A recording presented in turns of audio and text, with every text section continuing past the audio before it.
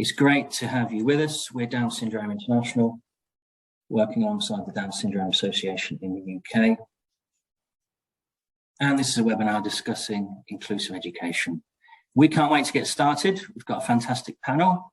They're all eager to get going. But before that, we're just going to give you some background about why we're running this. My name's Chris Barnes.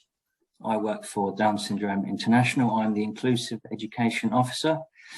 I've been doing some research and some work, and that involves speaking to a lot of stakeholders within the education hierarchy, particularly in the UK, but also internationally.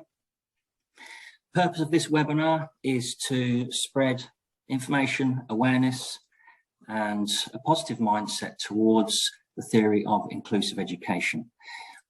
One of the things that's come up in my research is the tireless and exhausting struggle that many, many parents go through across the UK and internationally regarding the education of their children. We're going to go through a few questions today and discussion points to hopefully give you some ideas and information and tools for advocacy in your area, in your context, and with the education of your child or children. So you can take these things away from this webinar, hopefully feeling a bit more skilled, a bit more supported, a bit more positive about how to go forwards with the education of your child, or if you're an educator, maybe some tips, some ideas and some thoughts about how to continually develop your practice with regards to the inclusion of children with special educational needs and disabilities. Now, we're advocating for inclusive education. Inclusive education we're defining as children and young people educated alongside other children and young people of the same age. Children and young people with special educational needs and disabilities educated alongside neurotypical children in local settings to them. Inclusive education is a human right as outlined in the United Nations Convention on Rights for Persons with Disabilities 2006, right to an inclusive education. That's the fundamental underlying theme of this webinar. Notebooks at the ready. Here come our panel. So we're going to introduce our panel, please. And they're going to turn their cameras on and they're going to say hello. So first of all, welcome back, a big warm welcome to Emma. Hi, Emma. Good morning, everyone. How are you all? It's great to be here again and to speak with the Down Syndrome International. So just a really quick bit about myself. I'm a trained teacher. I've worked in education for 20 years. I now run an educational consultancy based upon special educational needs, where I support schools through training and support to improve their SEND provision. I'm also a parent, mom of a very special boy with Down syndrome, who has an amazing impact on my life and the life around him. So this conversation is very close to my heart. So thank you for having me today. Thanks, Emma. And next we've got Artemi. Thank you, Chris, and good morning, everybody. Warm welcome to this webinar from me as well. I'm also in cold England, and I'm so surprised to see how many people we have from so many different countries in the world. So feel very privileged to be here.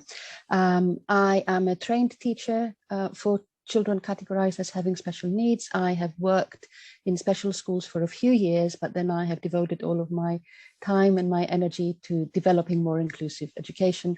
And right now I head up the Centre for Studies on Inclusive Education. It's a national charity in the UK that helps develop inclusive education for all children and young people in schools, early years, post-16 settings. Thank you, Artemi. And Paul, please.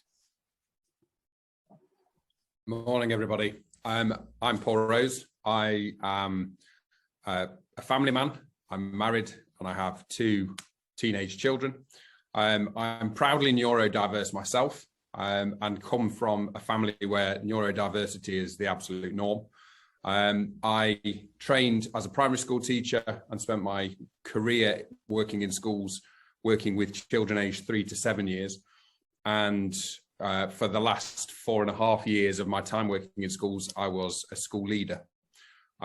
So I bring both personal, family and professional experiences to the table and hope I can offer some useful insights to you. I'm sure you will. Thank you, Paul. And Jill, please. Hello, I'm Gillian Bird and I'm the Services Director for the Down Syndrome Association. That's covering England, Wales and Northern Ireland. And I've been with the DSA for 10 years. And for 26 years before that, I worked for an organisation that went on to become Down Syndrome Education International, really focused on early intervention and education, and did so many assessments. And you know, that's how I got to learn so much from families and from schools, and of course from learners who have Down syndrome.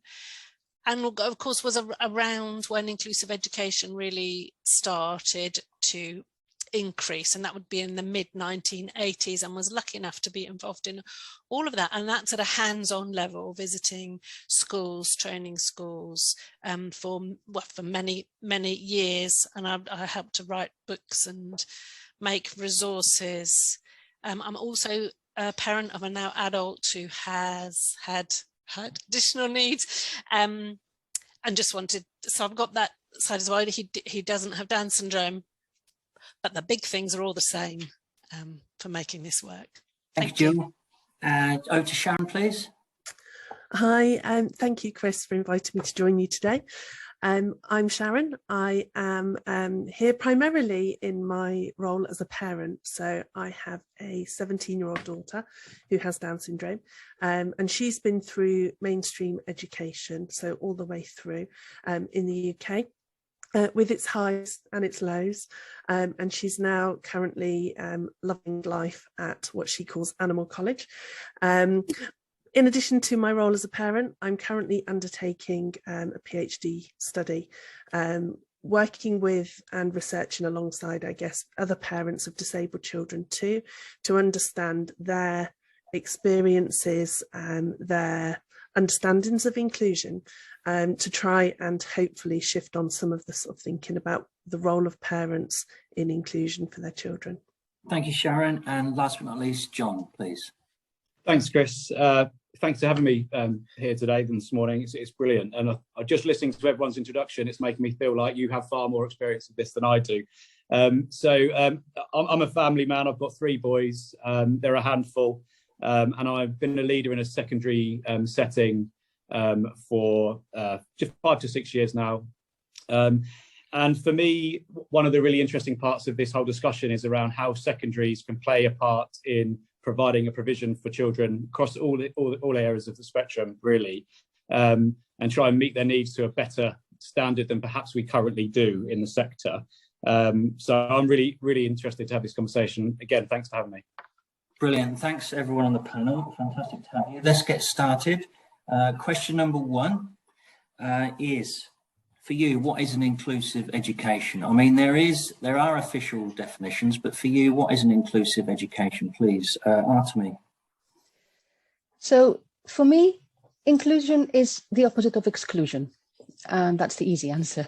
It's what happens when everyone is welcomed and enabled to participate. For schools, this means that every child who lives in the local community is being welcomed in that school and is offered the right support to help them achieve. And by support, I don't necessarily mean hours of adult velcroed onto them or otherwise engaged with them. It could also be materials, it could also be additional time, it could and it should also be, a lot of the time, their peers. Children learn as much from one another, and young people as much from one another than they do from adults around them. So I think we need to do well to remember that. And also in terms, I said that to enable them to achieve, and achievement is not only what academic qualifications you leave school with. It really is about thinking together, what do you need to learn? What do you need to know in order to have a successful, rich and fulfilling life? And school enabling you to reach that point, to enable you to have a rich and fulfilling life. Excuse me. So I would say that inclusion, when we look at a school and try to think how inclusive it is, it's not about what you do, it's how you do it. So in a nutshell, I would conclude that an inclusive setting is one in which everybody feels welcome, valued and supported. Thank you, absolutely. Paul, how would you answer that? I would echo to a degree what Artemi's just said about it's not what you do, it's how you do it, or not what a school does, it's how it does it. For me, inclusion is about education with humanity. That it's very easy to think in terms of what funding has been put in place to support the child, what equipment changes have been made, what staff training and development has taken place. But for me, it's all about starting with human connections. Education is just about human relationships, and therefore an inclusive education is an education where the people and the organization, because teachers are different to schools, they're not the same thing, and you can have inclusive teachers and exclusive schools, and vice versa. But for me, it's about where everybody recognizes that every child has strengths, and that's where you start from, and those strengths are celebrated, and then every child is supported to move on. Because the reality is every child needs an inclusive education. It's not just children with physical or cognitive disabilities. Every child needs to be included and to feel part of that microcosm of society that a school is. So for me, it's all about humanity, and it's all about human relationships. Thank you. Jill. Wow. I don't think I have much to add to that, but I'd emphasize the belonging, that people know they belong, they experience belonging, the students experience belonging, and know that you know, and know that their own themselves and their own needs are part of all the school plans, you know, not just lessons, everything about school-based education, the lessons, the trips, the performances, extracurricular. Yeah, it's about them. Absolutely. Sharon? Yeah, so I think Artemi stole my answer, actually. But from my research, I think one thing that's become really clear is that actually there isn't a clear-cut answer to what inclusion is, and it means different things to different people. So it's really important, actually, to think about sort of having those conversations about what does effective inclusion look like for an individual child or family. The other thing that's become really clear is it's multidimensional.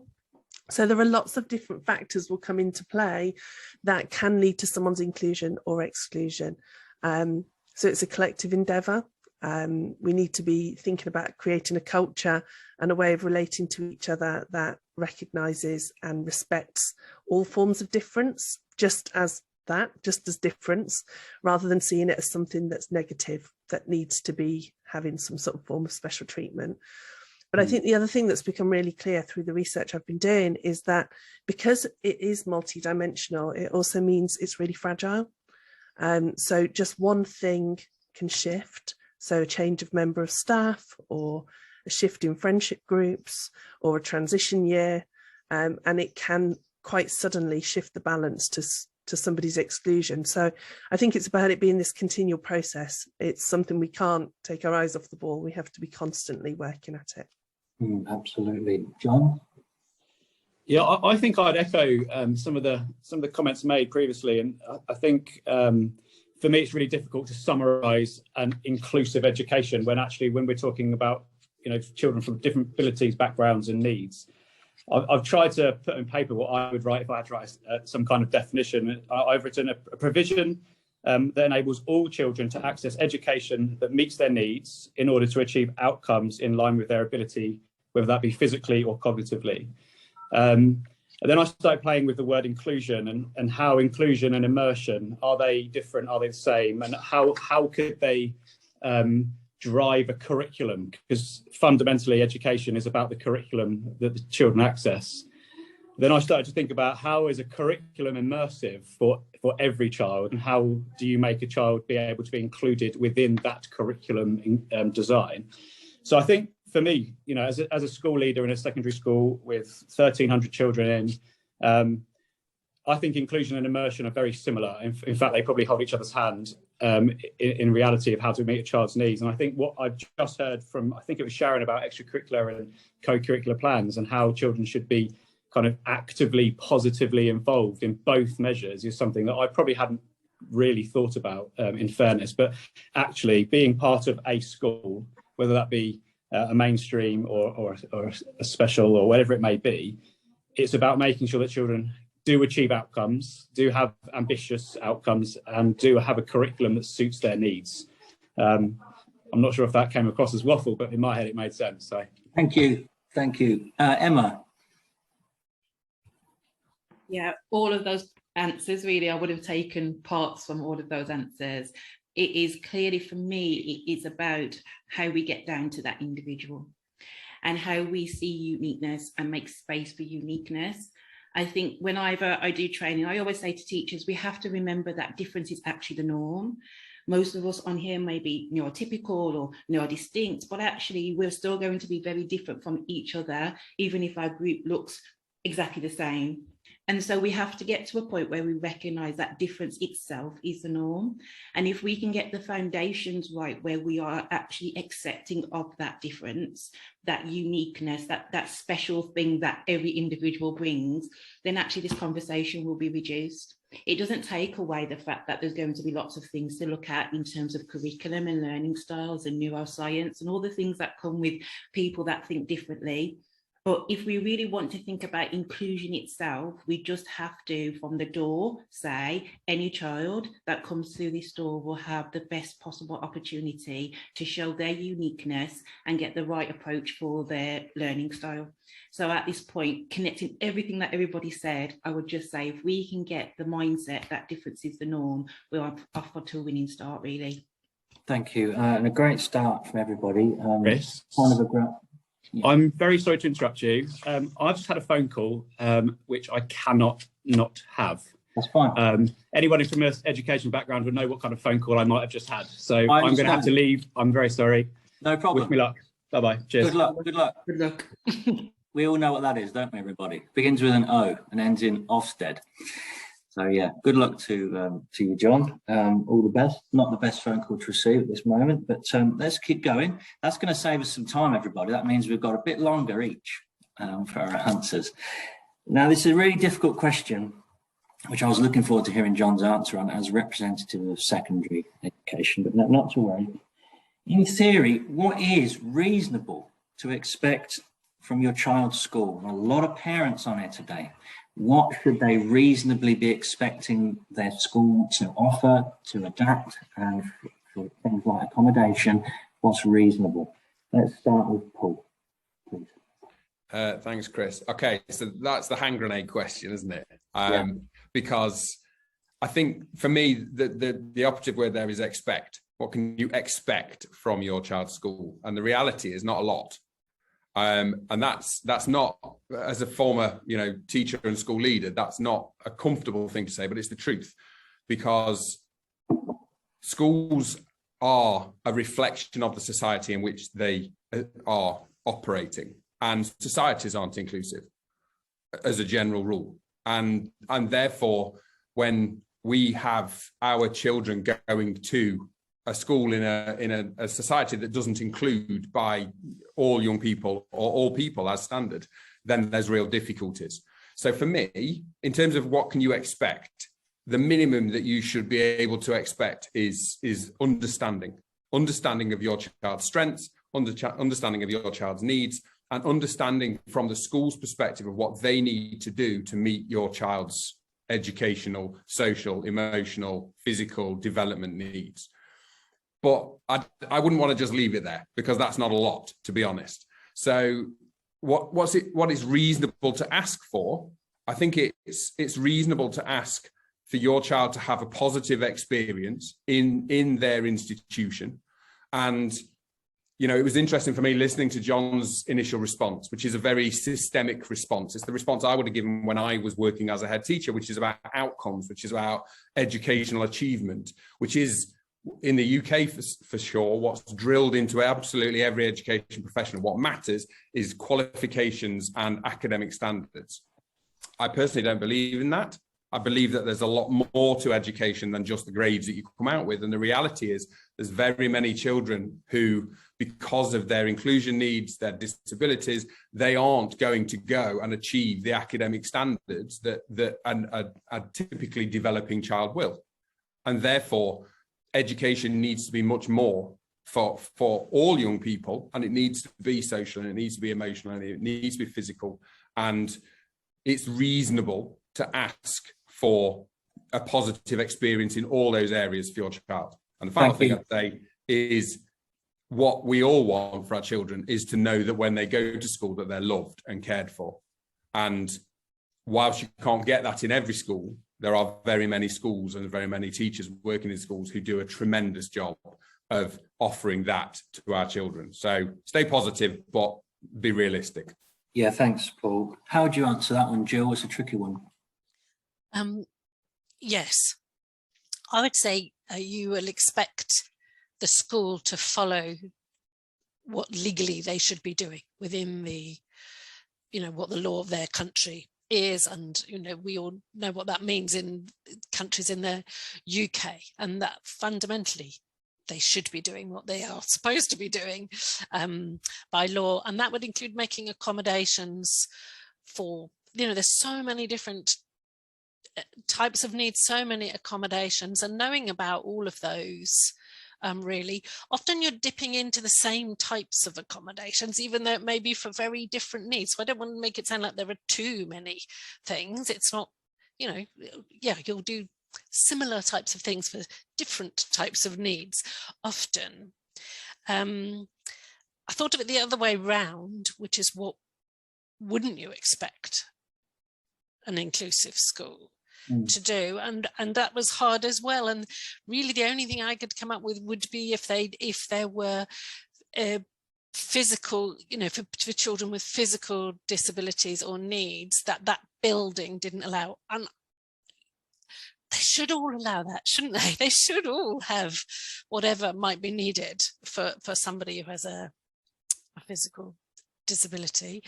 But I was a bit stumped with coming up with anything else. I mean, obviously from the perspective of learners who have Down syndrome, there's knowing a bit about that, and there's understanding differentiation and becoming more confident in how you do that. But I mean, maybe it's letting schools knowing that their knowledge about all learners and all children is what any extra knowledge is going to build onto and within. It's not different. That's their starting point. Thank you. Thank you. Sharon? Yeah, on this one, I'm sorry, I was a bit surprised by the first response, because I was expecting in terms of what's reasonable to expect. I didn't come into this question with a sort of more parent cynical hat on, where I'd sort of go, well, experience suggests you shouldn't expect a lot, which, it would be quite easy to do and to say. So I approached the question from actually, what is reasonable to expect? And I think that there are two main things. And the first one is, I think it is reasonable to expect that your child plays a full and meaningful part of all aspects of the school community. I think that is absolutely a reasonable thing for a parent to expect, actually. So that would be that there would be those adaptations that are made, or necessary supports put in place, or flexible approaches that would allow that to happen. I think that Jill obviously mentioned legislative framework. I think that's the bare minimum that you should expect, but it should be a wider school culture of wanting everybody to be fully involved and included in the school. And I think the second thing that parents should be able to expect is a relationship with the school that is open and honest, with conversations about what's working, what's not working, without there being any sort of fear of retribution or being labelled as a difficult parent, or sort of being shunned. And I think when I was looking at this question, I thought about actually, when were our best experiences of inclusion for my daughter? Because obviously it changed every year. Some years were good, some years not so good. And when it worked really well, it was basically when the teachers took time to get to know us and her, and then kept in touch with us. So it was about those relationships and the flexibility. It was when teachers were a little bit more creative with approaches, or just thought a little bit outside of the box for ways to include my daughter, so that she was able to take part in things that maybe other teachers would think she couldn't do, and she thrived as a result. So I'm putting my cynical hat to one side in my answer to that question, and I think it is reasonable we should expect those things as parents. Yeah, I agree. Emma, please. Yeah, thanks. Sorry, I thought I'd unmuted myself. So I think for me, again, all the questions gone before me can definitely sum up all of my thoughts. And I would add honesty and willingness. I think for me, going into any school, either as a parent or as a consultant, the more honest the leadership are about the capacity that they have and why their capacity isn't at the level that we would need it to be for certain children, the more likely that school's going to move forward. So I think the more honest a school can be about what it is that their particular boundaries may be, their particular, we cannot take away that the system is lagging behind what these children need. And they're lagging behind because of training, and they're lagging behind because of resources, all of the things that, makes us go, oh, as educators that really want inclusion to happen. But we cannot take that out of the equation. So the more that we allow schools to be honest about what it is they truly can do, the better this system will be, because that will be your starting point and everyone can build from that. And so it's always honesty. And I ask that from my son's school. If there is something coming up about my son that you are finding difficult to manage, please be open and honest. And that for me is a really great starting point for all conversations. And then there's willingness. It's willingness to say, we're honestly at this point. It's not the point we want to be. It's not the point we would want to see ourselves in the next 2 years, but this is where we are. And the willingness is we're going to commit to the next stage, but commitment with real action. I was with somebody this weekend and we were talking about the government's commitments to many things. And the gentleman said, I'm committed to living to 120. But if I don't act correctly and have all the healthy eating and all the good things in place, that might not be, the plan that happens. So with commitment has to come the action. We have to be able to audit our schools and be really clear about what our teachers do not know or do know. We have to be really willing to go outside of the box of what's allowed through our resources. And I think with honesty about where you are and willingness about where you want to be, we can see the system start to shift on. Then obviously that's the idealistic picture, and I'm being really clear about that. That's the idealistic picture. And then on top of that, we now have to think really realistically about what this system has a hold of right now for all children, and be again honest about what we can do and allow creativity to come back into the classroom, allow teachers to lead with their intuition, because there's so much about children with additional needs that is actually when a teacher's allowed to go with their intuition, they'll make the best impact. And there's so much about the system that's squeezing that at the moment. So honesty, willingness, and a little bit of courage to say, actually, we're going to do things differently here. I think that will make the massive difference. I think everyone would agree with you. Thanks, Emma. Artemi. Thank you. The privilege of going last, because you can respond to everybody else's. My response has just become a bit longer. So I'm going to add, if I may, a response to, who was our first speaker? Paul. Paul, thank you. That, yes, schools are a reflection of society, but they're also out of schools develops tomorrow's society. So I wouldn't say, oh, we haven't got it right in society, so don't expect to get it right in schools. I would say exactly the opposite. I would say, let's get it right in schools so that we can have it right in society tomorrow. And now the answer I had prepared. On the one hand, for me, the only answer is at least do what the law says, as Jill and Sharon said before me. I would take it a step further. Of course, we need to look at national law, but we also need to look at international law. We have the UN Convention on the Rights of the Child, and we have the UN Convention on the Rights of Persons with Disabilities. And we really have to take to heart, we need to understand the spirit behind what is being said, and the spirit of, it's not appropriate in the 21st century to say to anybody, that's where people like you go. We've got to open up our schools. The system that we have, a parallel system of separate segregating schools for some children is a remnant, an archaic remnant from a different era where our social values were different. Now that we understand equality and we know that everybody is valued, is of equal value by virtue of being human, there is no space for segregation in my mind. I got a bit carried away. Have I got time? You have. Thank you. 3 more things I wanted to say, and I'll say them very quickly, but without rushing. A welcoming attitude, a positive outlook, and a collaborative approach. So a welcoming attitude is remembering that we're all equal value by virtue of being human. A positive outlook is asking, how can we, not can we, how can we, if we really want to do it, if there's a will, there's a way. And having high expectations of all children. And a collaborative approach, there's 3 prongs to that. I'll say those quickly. On the one hand, school to collaborate with young people and their families. So that's, I'm echoing what other people have said, but it's important to have the conversations. What is important for this young person to learn in order to enable them to have a rich and fulfilling life? And how can we enable them to learn best? How do they learn best? So take all of that into consideration when planning a curriculum for this young person. Also, collaboration between all of the educators who work with this same person. We all know what it's like between teachers and teaching assistants who sometimes don't have time, but we think that they work together. No, make time. We know who is differentiating the curriculum, who is devising the activities, and who checks out how it went in the end, and just make sure that lines of communication are and stay open throughout.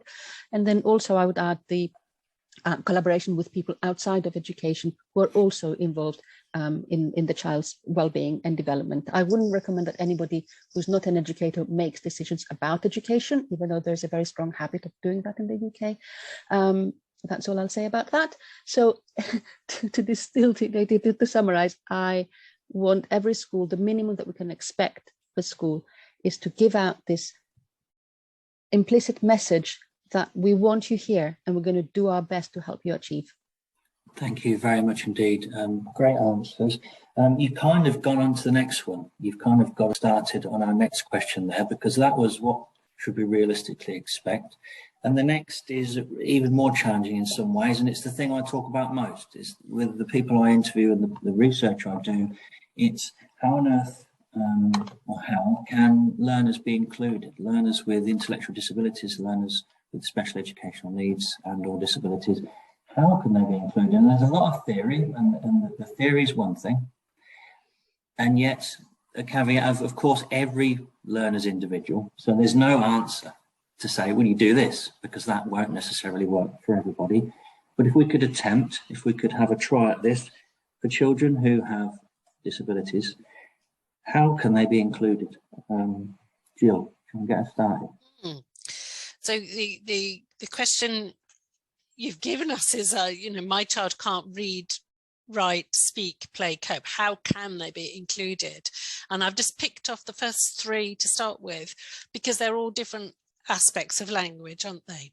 Writings, language, readings, language, and speaking is the spoken form of language. And there are so many ways to have different ways of expressing those, from whether it's assistive technology or pictures or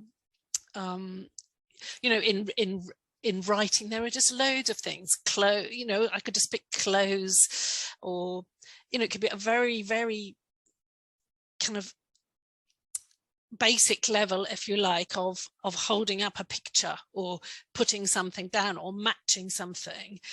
Or you could not have reading or writing or speaking, but actually be much further ahead in your development. So I'd say that there are loads of practical ways of doing it. We could do a whole session on practical tools, and they should be part of all teachers training, secondary as well as primary. But how to use those will be on the language side will be determined by the language skills of that person, even if they don't have, because there could be such a difference in their actual language understanding. And so you have to get to know the person and not be thrown by what at a superficial level that sounds rude, superficial level, you know, but what they might appear to not have, if you see what I mean, to get to know them and actually find out more to be able to meet those needs. You know, for learners with Down syndrome, a lot of visual translation would happen with explaining concepts visually. You'd want to know about their vocabulary, understanding. You want to know about the links they have with different vocabulary. I'm challenging myself to think secondary end as well as primary end, and democracy just popped into my mind. You know, could you visually draw out democracy? I think you could. I think I could, and I could come up with some simple sentences to hang that onto before you got into deeper, more elaborate pieces of work. But language, the other two you said about play and coping. Well, the coping is that, you know, is to find out what do we actually mean by that, and are we making it comfortable in school for every learner, and what can we do to make it more comfortable for them, and how do we find out from them what it is they're not coping with or they're not comfortable about.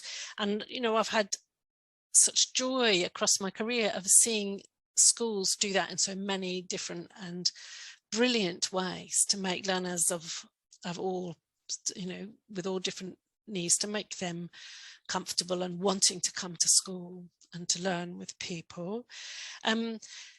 Play, I'm at risk of going into the detail of what you do if a child doesn't have many play skills, but basically you find out what they can do and what they like, and you match other children of all ages. You make a match there, rather than thinking we have to teach this child how to play to be able to do X, Y, Z.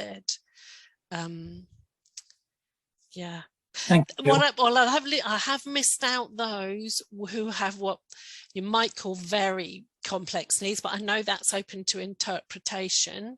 But at the moment, that group of learners, they are not having their needs met in inclusive settings. Maybe one or two, you know, if some individuals are, but they aren't as a group, and often have thoughts about how to do that, a more sensory type of curriculum, and what we could all do to work together to make that better for those students. Thank you. Thank you, Jill. Just before we go to Sharon, just a note to say everyone on this webinar this morning will be sent a link to the recording. A few people have already asked that. So that's to answer your question. Thank you. And now over to Sharon, please. Thank you. I think, first of all, I'm not a teacher, and I'm not somebody who goes in and trains teachers. So in terms of actual practical ideas about supporting a child who can't write or read or speak or play or cope in a setting, I don't think I can necessarily answer that. But what I would say is that I do really strongly believe that the most important thing is that everybody can be included.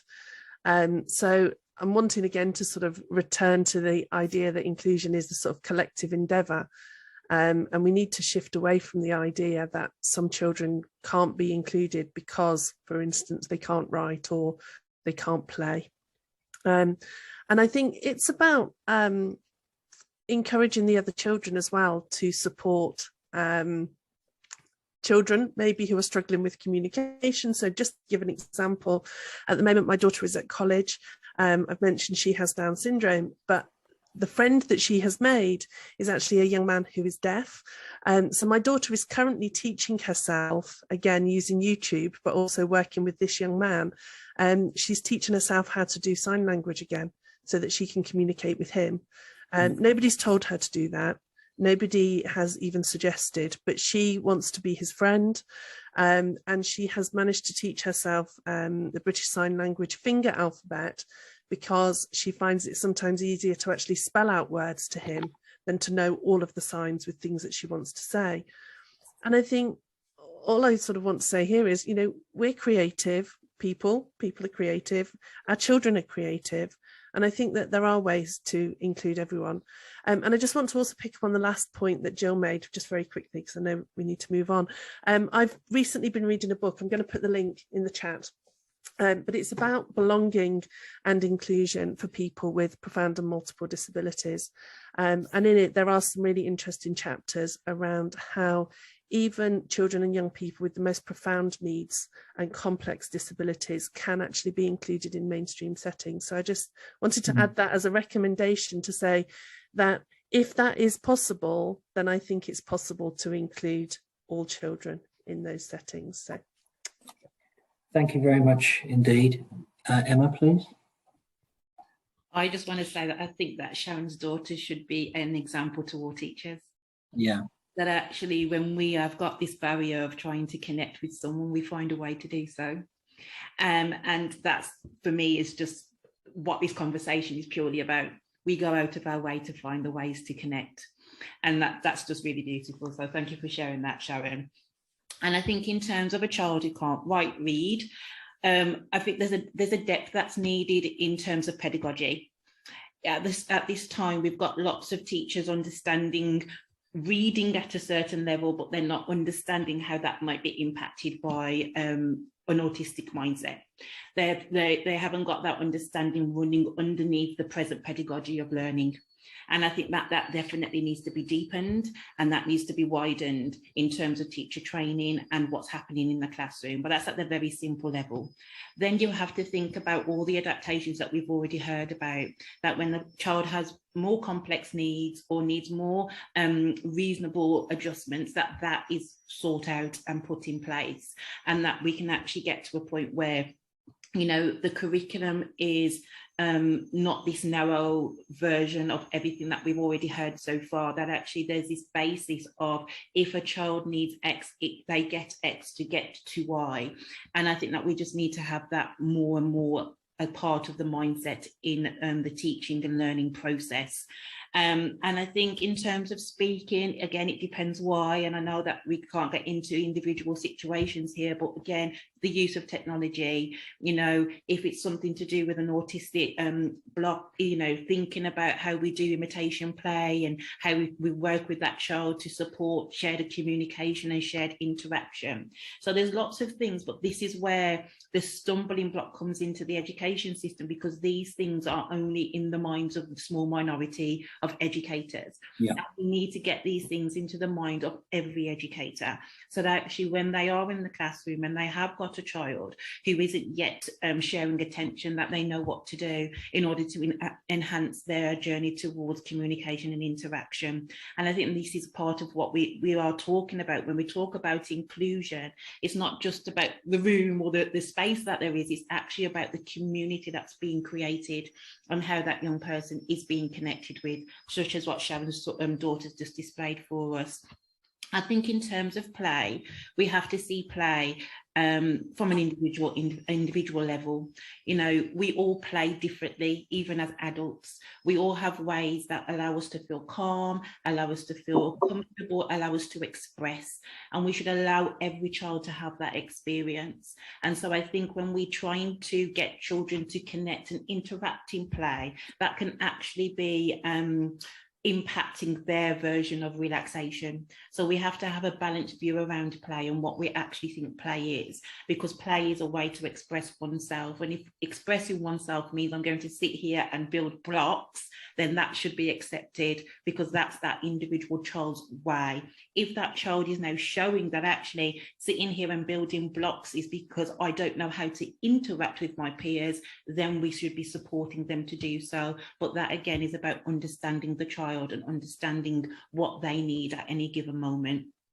And again, in terms of coping, finding out the reason why the child might not be coping. What's the anxiety born out of? What is it that we're actually trying to, how are we finding the basis of that not coping, and getting, again, teacher knowledge, talking to parents more, because parents understand that the best about their children, making sure that that conversation is clear. So there's so many different strands, but because we're talking universally here, it sounds like it's a lot, but when you've got one child, two children, sorry, in your classroom, that information is easier to find, that information is easier to see. And so we have to get into an observational mindset when it comes to all children, but definitely children with additional needs, so that we can observe, connect the right information and have the right impact. So that's what I think about that one. Thank you, Emma. Artemi? Remember to unmute myself. So I turned that on its head. On a question of, that begins, my child can't do this, how can we help? I say, well, what can the child can do? If we need to think together with the young person, with their families, and as educators, what does this person need to learn? We need to forget all about our stereotypical thinking about, when children go to school, they need to learn to read and write and do maths, and then later on they do physics and chemistry and something else. That goes out the window. Not everybody develops along those lines. Not everybody's going to have an academic career. So I think the first aspect of my answer is that we need to decide what this young person needs to learn. If they can't speak, how do they communicate? How can we help them communicate more effectively? And whatever we decide that needs to be done, we just basically need to break it up into small steps that are manageable for the young person that we want to support their learning. And we just take one step at a time. It's not rocket science. If a child cannot write at all, and we have decided that it is important for this person to learn to write, well, maybe they can start to learn to write a few letters. Maybe they can write their name. It's a start. That's where we begin. I want to echo all of what I said in my previous response. It's not about what you do, it's how you do it. And we're always keeping a positive outlook of how can we, and we're having high expectations of all learners. We just adjust our expectations to the person's needs, and we take one step at a time, and it's as simple as that. Thank you so much. Paul, please. Just picking up again on something that Artemi said there about the challenge can be overcome if you start from what the child can do. Every child has strengths, every child has abilities. And so let me give you a practical example from when I was in the classroom. I was early in my career. I was asked by the head teacher to become the leader for physical education in the school. And the school traditionally had a sports day where all of the children competed in sports activities, running races, that kind of thing. And one of my first tasks was to organise the sports day for the coming year. And we had a young boy who started with who was a wheelchair user. And so I was looking at it as how am I going to build a sports day around a young person, or include a young person who wasn't physically able to do what his peers were able to do. So I sat down with the young lad, his name was Jake, and said, right, Jake, sports day is coming up. He said, I know what you're going to say, I can't join in. And I said, no, that's not what I'm going to say at all. I want to know, what can you do? Because I'm not your teacher, I've never taught you. So what are you able to do? And so we had a chat about that. Then I had the same conversation with Jake's parents. And then from there, I was building an understanding of the kinds of activities that he could get involved in at his level, and then started to think about the specialist knowledge. So I spoke to his occupational therapists, I spoke to his physiotherapists, and they lent us some equipment that he could use during sports activities. We chucked away the whole running race model of running a sports day and built a circuit, like just a loop where you went to different activities. And the activities were designed specifically to meet Jake's needs. And then the entire school revolved around Jake. So everybody participated in the same way. Jake had, at points, Jake had an extra activity alongside his able-bodied peers who, so for example, if there was throwing a beanbag at a hoop as a target, Jake would use a bit of equipment that he could take his chair to, and then he could roll a ball down a ramp and also aim at a target. So every activity mirrored what Jake was able to do. His physios and his occupational therapists enabled me to structure it so that he had a rest between particularly physical activities. And the sports day went just like a dream. Nobody noticed. All the parents came. The entire school community took part. And nothing more was really said about it until Jake's mum came to me afterwards and said, that's the first time he's ever taken part in sports day and how much he loved it and so on and so forth. So I think Artemi is absolutely right. I mean, everybody's right in what they're saying, but that point about if you start from what a child is able to do and build from there, actually, in my experience as a teacher, all learners benefit. Because if you're able to help learners with the most complex needs to make progress in whatever area it is, actually those methodologies apply to all learners anyway. Wonderful, thank you, and really inspirational and nice to hear about the individual efforts of teachers, and often it does boil down to that individual willingness for someone to put in the hard graft and effort to make the effort to make sure that a child is included, and that's what we wish for our children, don't we? And the next thing, you know, we're parents, we want our child to be included. So now, tips for parents. How can parents practically support the school? How can they actively be involved as much as possible without banging the doors down to support schools with the active inclusion of their child? Sharon? So I did struggle a little bit with this question, actually, in that both myself and also the other parents that are involved in my research sort of in our conversations have talked about how actually as parents of children with additional needs, it can be really exhausting having to be the person who is pushing for or encouraging or doing, I guess, the sort of emotional labour or actually sometimes practical tasks to get your child included. So I could potentially sort of reel off a whole list of things, you know, whether it's producing social stories or sort of all about me books for your child, going in and delivering training sessions to the school, or setting up a WhatsApp group for parents so that you can talk to them about your child, or set up play dates and be proactive, or put on a party so that hopefully then your child will get invitations back. But, you know, actually that's quite exhausting and it's continual. And I think I just really want to go back to the comments Paul was just making about how that example that he just gave, the role of the parents there was to talk to the teacher when they had an idea or when they were wanting to do something to include the child in that school setting. The parents were there to give their experience, their knowledge of the child, to engage in that conversation, maybe to add some additional ideas. And I think actually that's what the role of parents should be, that we obviously know our children really well.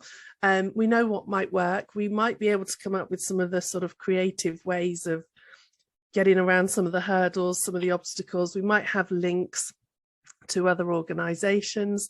So for instance, I remember once my daughter was having, she was being a bit of a madam in that she, whenever the bell rang at playtime, she would run to the top of the slide and hide. And we were really struggling with, the school were really struggling with how do we sort this out? And I think it was actually the DSA, it might even have been Jill, that we spoke to at the time. And they said, well, if you give her the job of ringing the school bell, she won't be at the top of the slide when the bell rings. And it worked, and it broke that behaviour. And so I think that that's the role that parents should be playing, actually. That's sort of, you know, when things are not quite working out. I think it was Emma who talked about those sort of honest conversations. I don't think that we should be having to do all of those other things, producing books and delivering training and, you know, setting up things. I think it should be this collaborative approach. But I think that that collaboration and that commitment to making inclusion work needs to be broader than just the parents whose children are seen as different. I think it should actually be all parents in the school take some of that responsibility on as well. So, yeah. So sorry, I've sort of not really answered that question. I've given a bit of a politician's answer. That's fine. You absolutely have answered it. Emma? There's another politician's answer coming. I love that. So I feel that it's a mindset shift that needs to happen, that needs to happen for education. You know, as educators, we are usually the ones with the knowledge and we're the ones leading things, which is unfortunately how the system has been in the past. And when it comes to a child with differences, that isn't always the case. And it's so how willing are people, are educators, to make space for the parent voice in a profession that hasn't always made space for the parent voice in that way. And I think that's where the next step of the journey is for some schools, not all, because some have a very open door policy and they can go in. So this is definitely not a sweeping statement, but I do think that that's part of the journey that is still there, that actually with this limitation on knowledge, and then with parents knowing their rights and definitely knowing their children, you'll get in this little space where people don't actually know how to communicate with each other effectively. And I think that that's the bit that needs to be worked out a little bit more. And then where it comes to parent interaction and supporting that, it's about having that space to share. And knowing there was a little space of time with my son, he was a little bit unsettled, you know, there's some behaviours at home and we were sure that something wasn't right. He wasn't at that time, he was pre-verbal, wasn't able to share, and I knew something wasn't right. My instinct was there. Now I had a very positive experience about that, going into the school, going, I feel there's something, I don't know what it might be. The teacher went out every break time and observed my son, and then she came up with the answer. He was trying to play football with the other boys and he couldn't keep up. And that to me was just straight, clear, my input, she responded, and we moved that on, and it was perfect. The next day he had his own ball and his own group of friends, and that all moved on. However, I think that that's not always the norm. It's not always the norm that parents can pick up everything that's happening with their children, and it's not always the norm that the education system is listening. And I think that's what we need to get to, is that when parents have got something that they really, really want to be able to share, that the door is always open. And I think that's the key thing, just having an open door for parents. I completely agree. Artemi, please. Thank you. I'm actually going to cheat a bit on this because I took a very particular reading of the question. So my answer to the question, and you'll see how I read the question, is be willing to be equal partners in their child's education. So I have this thing that we talk about expertise and experts in education, and people assume that if you know the most qualifications that you have, the more an expert you are. And I think that doesn't stand up to scrutiny. I think people who have gone to universities and have a lot of practical experience amass a fair amount of knowledge about a particular topic. So there might be somebody who knows a lot about children with Down syndrome, or a lot about children with autism, or a lot about children with hearing impairments. However, when it comes to a particular child, their parents are the experts of that child. Nobody, no matter how much knowledge and experience you have about a particular issue, nobody will know a child better than their parents do. So I think by acknowledging our varying types of expertise, we can get the best collaboration to work together and with the best benefits for the child. So you see where the cheating is, that this is just in theory. The difficulty is that parents are not always seen as equal partners. And I very much understand what Sharon is saying. And, you know, you would certainly don't want any parent to be, by being willing to support their child's development, by being labeled an intrusive parent or a burden or all sorts of other things. But in my mind, if the question is just a straight question, how can this happen? This is my answer: by collaboration and by acknowledging our expertise in the topic and the child. Absolutely. Thank you very much. Paul, please.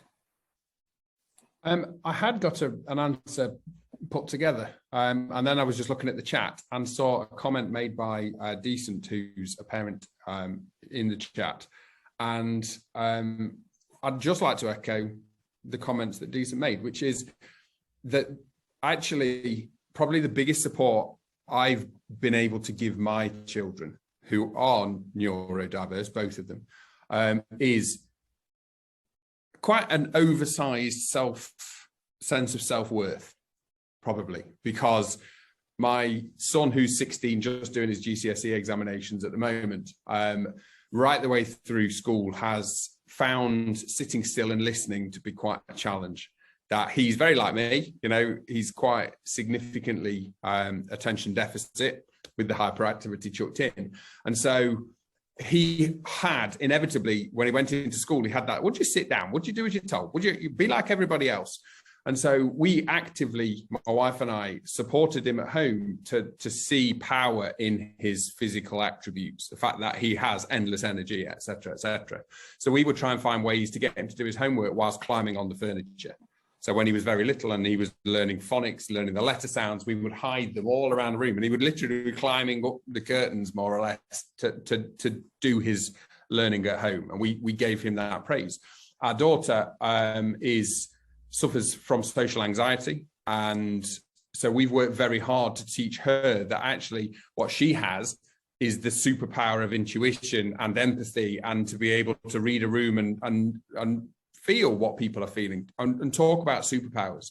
That is very easy for us to say, you're not that good in that area, you know. And it's that, like that whole thing about where do we focus in terms of academic progress? We focus on the areas they're not strongest in. Why do we do that? Because that's the way the mindset is trained to be in education, where actually maybe we're spending inordinate amounts of time trying to support our children in academic areas that they're just not going to use in their adult life. Why not build on their strengths and empower them to achieve more than they believe that they could? So yeah, I completely agree, Decent. That would be my response to that. Thank you very much. Jill. Hi. I agree with what has been said about sharing and collaboration between schools and parents. At a personal level, I have to say what a relief. I think Sharon said this too. When our child moved in year 6 from one school that had not been inclusive and where he had not been happy, and where practice was poor, to year 6 in a primary school that were just a dream, and then went on to secondary school that was just wonderful. And that relief when actually someone else is doing the thinking around this and saying to you as a parent, we think this would work, or we think we could do this, and they were just marvelous. And that's coming from the perspective of somebody who worked in this field, you know, professionally. Still wonderful when someone else does that for you and makes it work. So, but yeah, I wanted to pick up on the two-way sharing. This is probably not so much about inclusion. This is about learning. But occasionally I've found schools not wanting to share so much about what they're doing in lessons because they may be worried about parents making their children do all of this at home and over tiring them and over stressing them and overdoing it. But I would like to frame that as one way that could really help children is to let parents have that information and to try and get them to do kind of real things with that, so they can support in a less academic way, but that will really develop understanding.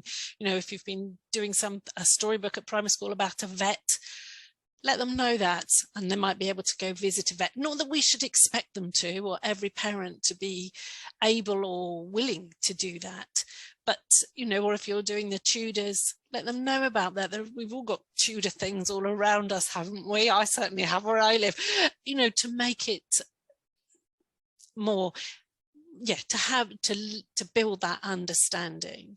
If you haven't got that, I think someone mentioned YouTube films, didn't they? But you could do that. You could watch YouTube on whatever it is going on in lessons. But that's about understanding and development in lessons, and not being scared of doing that.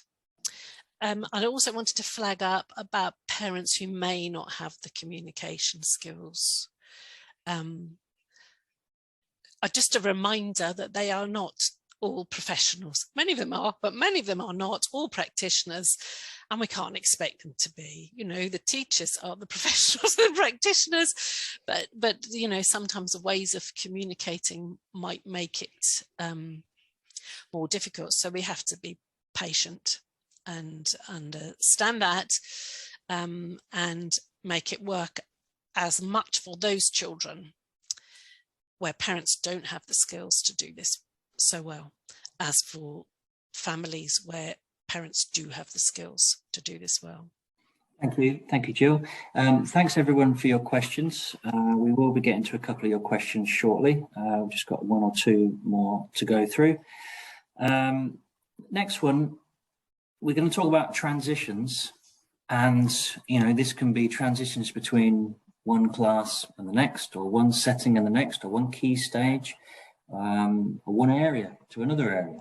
And someone's already alluded to this. Inclusion might be working really well, might be working really great, I'm really happy, and then it comes to July and it's gone.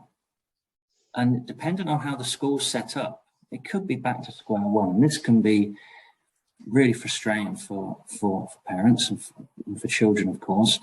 So how can transitions go well? How can they go smoothly? How can they be best set up, prepared for when moving between classes and key stages and schools? Let's start with Emma, please. I think the first point there is it starts with leadership, being really aware of the landscape for the school, being aware of their teachers' strengths, the things that their teachers bring to their classroom and their school environment, and then setting that that next phase based upon that if it's within school. And so I think leaders have a big part to play in that, knowing where the child will be moving on to next, getting ahead of the curve, getting into if the two teachers in the next year or how many phases they are haven't got knowledge in a particular area, this term is the term to go, right, we are going to send you on a bit of training, or right, you need to go into his classroom or that child's classroom and observe once or twice through this term, so that you get a feel for them, start building the relationship now. So if that transition is within the school, then there's lots of opportunities to start that early and get that right. And I think if it's between schools, obviously that's a little bit more of a potluck situation, unfortunately, at the moment, and it depends upon what school the child's going to. We would hope that if a child has an EHCP or a child has significant enough needs, that their needs are taken into account before school is selected, but we know that that's not always the reality. So it's then about the communication between schools. It's about how schools are communicating that child's needs. They can't be a rushed part of the transitional conversation that they have about every child in year 6 as they're moving on. They have to be a specific part of that journey to ensure that their specific needs are really, really clear. Again, a bit idealistic, but joining up how schools work with each other. Who's the key members of staff that can support in the autumn term if the child is going to a brand new setting? What could that look like? Can we share staff over the summer terms? And I've seen that happen in some schools, and it's just an amazing thing. It has such an impact and it makes such a difference. So I think it's about not leaving children with additional needs as a final thought. Getting ahead of the curve, thinking about them from now, even earlier if we could next year, but getting ahead of the picture and starting to say, okay, what will this child need specifically for their transition next year? If it's in school, what do we need to do to make sure that that's smoother? If it's outside of school, to another step, and if it's on to vocational training as well, all of these things need to have thought put into place. And I think that that's the key thing, communication and thought. Artemi. Thank you. Similar answer, but I'm going to frame it differently. I think two things are important.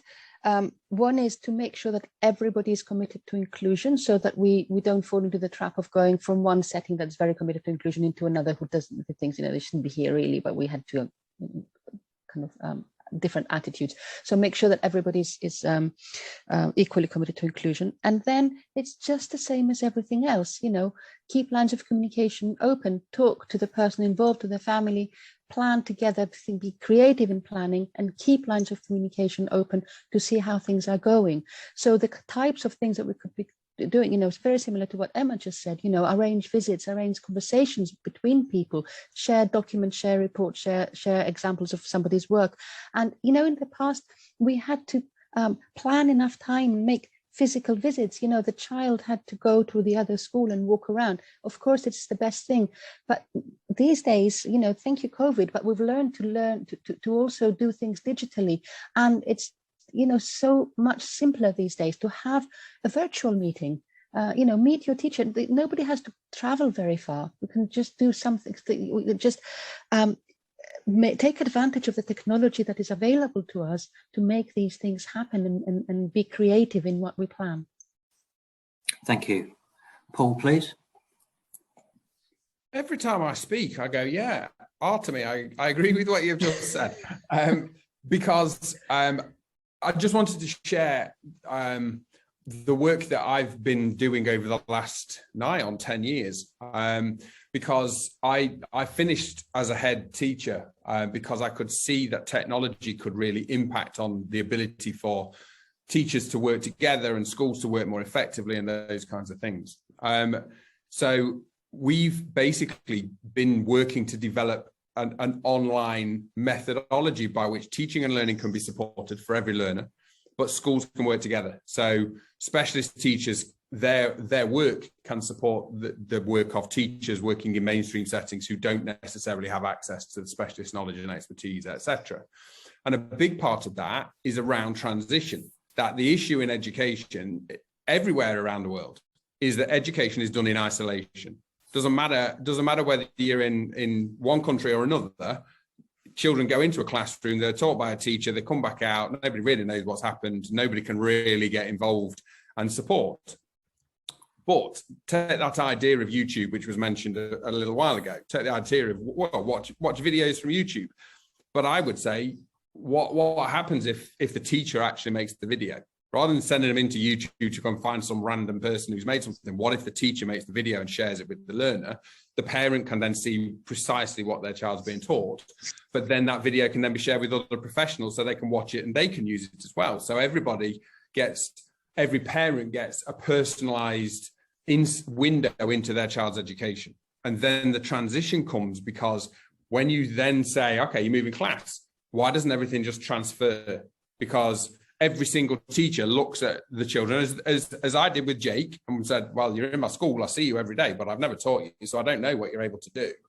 We should be working digitally, embedded into classroom practice, so that when your children join you as a teacher, you've got access to all the teaching they've had. And you've got access to video content of parents who've said, this is what my child is able to do, and so on and so forth. So I'm not plugging anything. I'm just saying there is a way of working that schools can do that transforms everything that they do. And we're working on it, and it's coming. You know, it's been a very long, hard process, but people, because of the pandemic, more than anything, people in education are finally going, oh yeah, but technology should play a part somewhere along the line. So for me, you know, it's all about schools being open to tweaking the way that they work so that these problems just melt away for all learners. Thank you, Paul. Jill, please.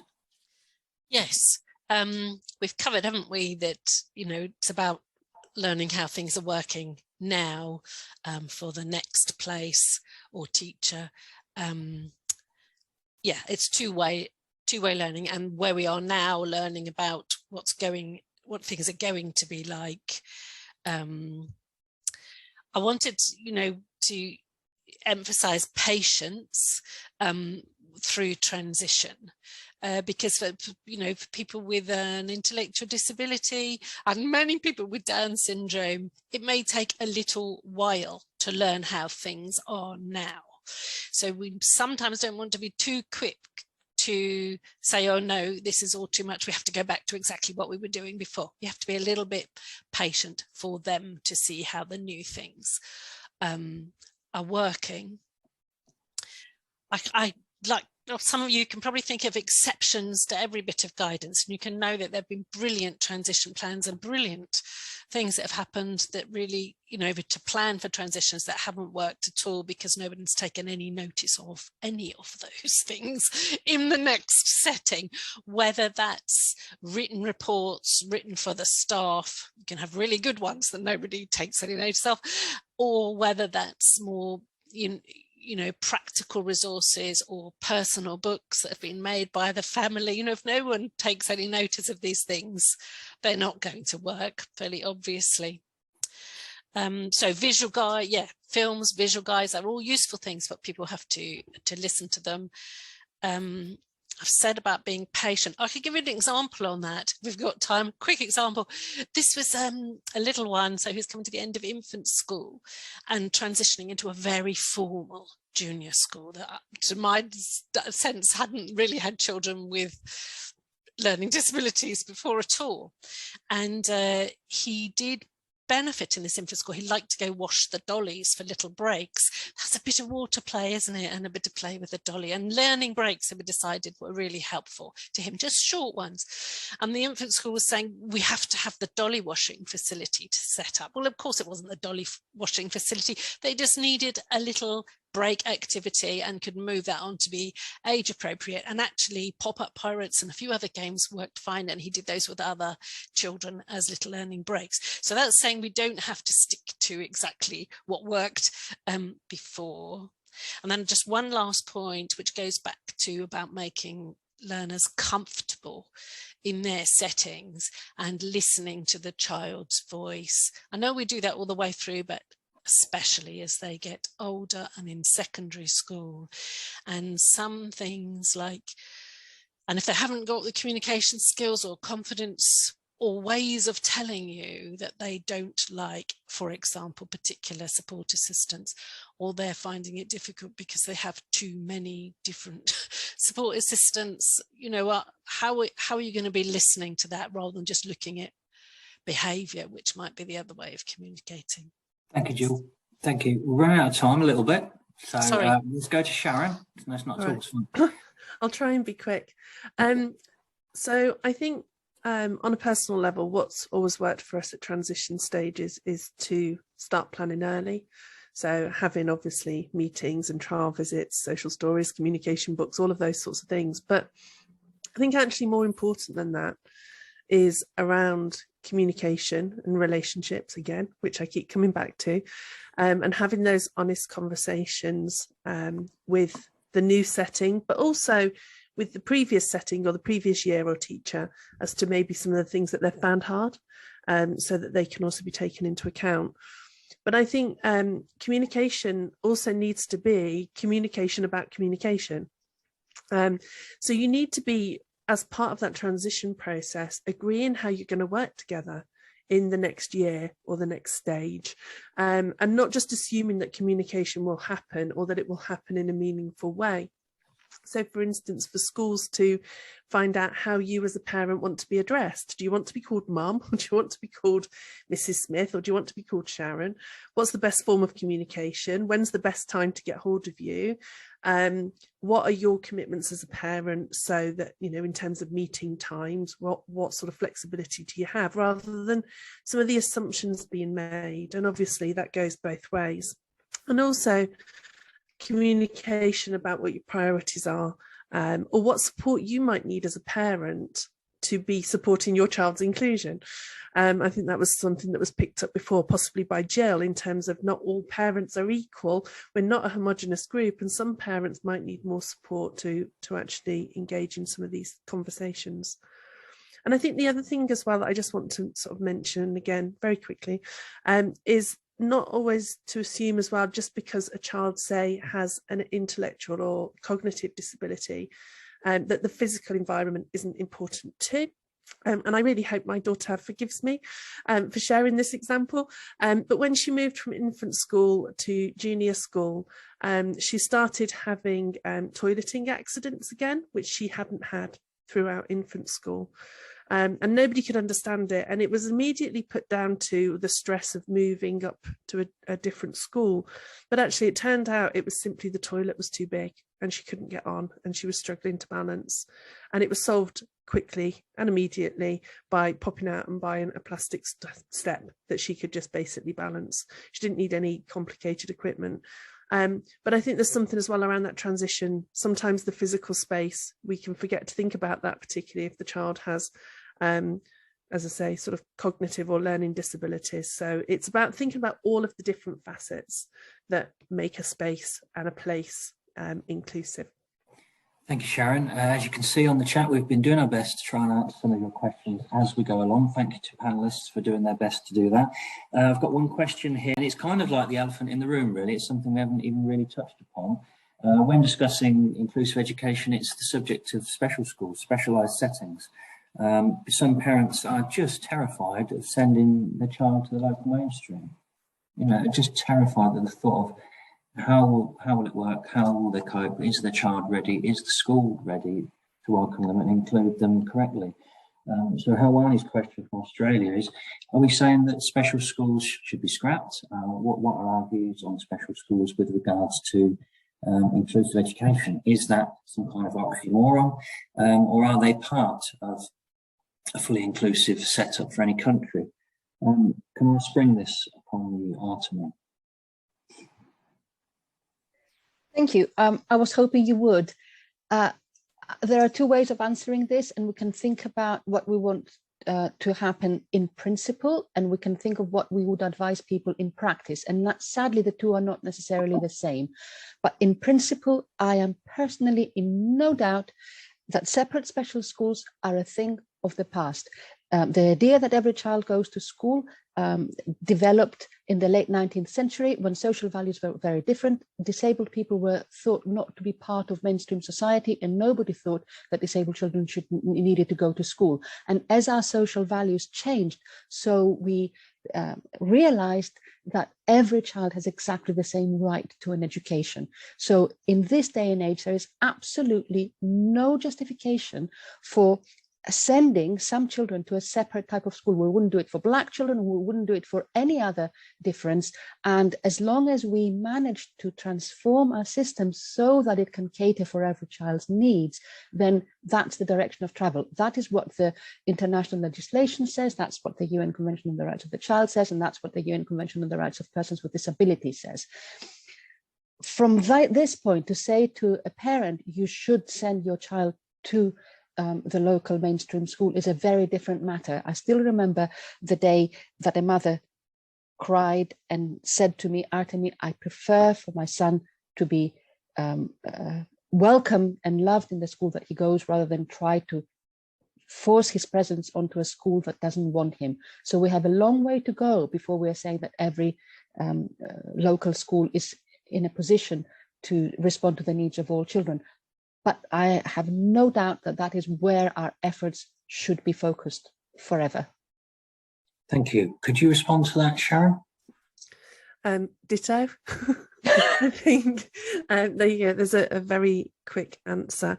I absolutely understand that sort of fear or concern, but I think when we were in that position, we believed very strongly that it's really important that our daughter went to the local school, but we went into it knowing that it was not going to be easy and that it was going to require quite a lot of work and commitment from us to do it. And I will be absolutely honest and say that over the years there were many tears, mainly mine actually, rather than hers. She loved it. She absolutely loved the school. So I think there's something there about, as Artemi said, you know, it's about the journey and the direction we're going. And I think that the more parents who are willing to at least give it a try and see where it goes, and acknowledging that it won't be perfect immediately, and the child's welfare is the most important thing. As I say, for me, my daughter's mainstream education, particularly in secondary, wouldn't be what I would necessarily class as inclusion. I don't think she was fully involved in lots of aspects of the school. I think she spent far too much time outside of the classroom with a one-to-one rather than being fully included in the learning with her peers. I think she struggled with friendships as a result of that. But she was very happy, and I think that the school did change as a result of her being in that space. I think that they became more accepting, and I see that there were huge benefits for the other children as well to have an experience of being in a classroom with a disabled child. So it's not easy. I don't think there's an easy answer. But yeah, so ditto to what Artemi said, but just to say it's difficult, and I totally understand why parents would feel like that. Thank you very much. Emma, can you do us a 60-second? Definitely. I agree with you both, definitely, but I do have a very slight variant on that. I think the way that special schools were set up should definitely be scrapped because it was set up for exclusionary reasons. But actually, if we can get special schools that are going to think more expectation, think more lifelong plans, think more about that, I think some of those buildings have to stay. Because when you do go through mainstream schools and some of the most inclusive mainstream schools, you will see some children who will really struggle with that type of environment, be it sensory reasons, be it all of these extra things we're talking about. And not every mainstream environment will be able to adapt to that. So that's my small variation on that, is that it shouldn't be an exclusionary thing. I think special schools in their present guise, yes, please do without, let's do away with them, they have to go. But I think in terms of some of the buildings with the hydro pools, with the things that we think around more complex physical situations, we definitely have to think about how they fit into the system that we have, but with more expectation for the young people coming out the other end of that. Thank you, and thank you so much to all of our panellists. I can see on the chat there's been some really great appreciation. Thank you to Artemi, Paul, Jill, Sharon, Emma, and indeed John, who was here at the start. Really appreciate your time. Thanks for all your interactions and questions. I'm sorry we couldn't get through any more. We will do our best to stay on here and answer a few more by typing. Please do complete our survey that we're going to send you, because that will help inform me on what to do next and how to produce another one of these webinars. We hope this has given you some small snippets of information, some tools for your own advocacy and what to do in your situation where you live with your family and with your educational settings. Thank you very much for joining us today. We really appreciate it. Once again, please do follow our work. If you go to DSI's website, and I'll put a link in the chat. It's been great talking today. I think it's been a really beneficial and worthwhile discussion. We wish you all the best in your own situations. Do follow our blog and our work all about inclusive education, where you can take part on a weekly basis. Thank you so much, everybody, and we will see you again, hopefully, at another event very soon. Bye-bye.